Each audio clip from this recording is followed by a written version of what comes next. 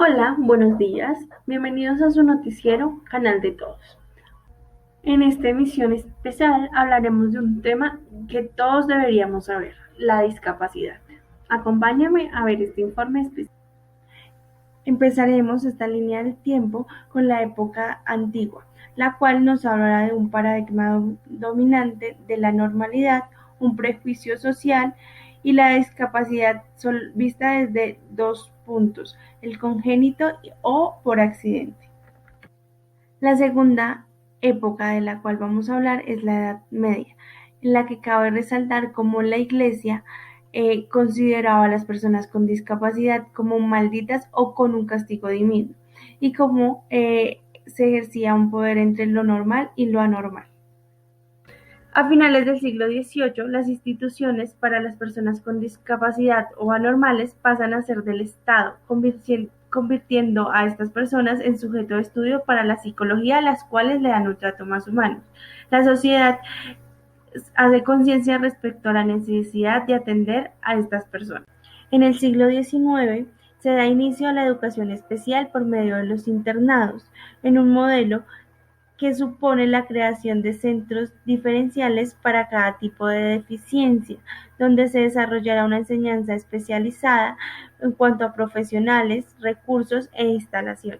En la modernidad podemos ver cómo se reducen las prácticas de mortalidad y abandono hacia las personas con discapacidad. También se genera una mayor responsabilidad frente a estas y se genera un modelo rehabilitador donde varias áreas del conocimiento trabajan en pro de las diferentes discapacidades. En los años 1940 y 1960 existe una preocupación social por los niños que asisten a instituciones internados. Esta preocupación es más por el arte de la familia, haciendo alusión a que estos niños tienen los mismos derechos que los demás. En la época de la sociedad industrial comienzan a contratar a personas que puedan trabajar entre 14 y 18 horas diarias. La discapacidad comienza a generar ganancias a la clase capitalista y se comienza a ver como un problema social y educativo la discapacidad. También cabe destacar cómo se hicieron avances en la educación para las personas con discapacidad en cuanto al sistema de lectura y escritura. El paradigma de rehabilitación recomendaba que los niños y las niñas débiles asistieran a escuelas especializadas. Luego de la Segunda Guerra Mundial, en 1945, varios países se reunieron para generar esfuerzos médicos y científicos para la educación. En Latinoamérica, el campo de la rehabilitación comenzó en 1995 a través de la prevención de servicios médicos y educacionales, pero esta desde una perspectiva proteccionista y asistencialista. También cabe destacar que se trataba de curar la discapacidad. También cabe destacar cómo a las personas con discapacidad se les prohibía salir a lugares públicos o casarse.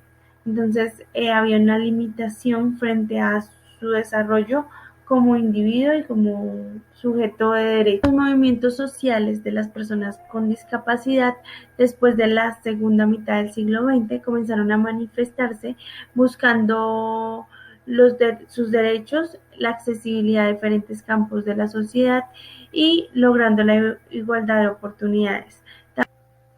En la década de 1970 se mejora la calidad de vida y se empezó a utilizar el término persona con discapacidad. En el 2003 surge la Convención de los Derechos para las Personas con Discapacidad, que es un instrumento social. Se obliga a los estados a cumplir con los derechos de las personas con discapacidad.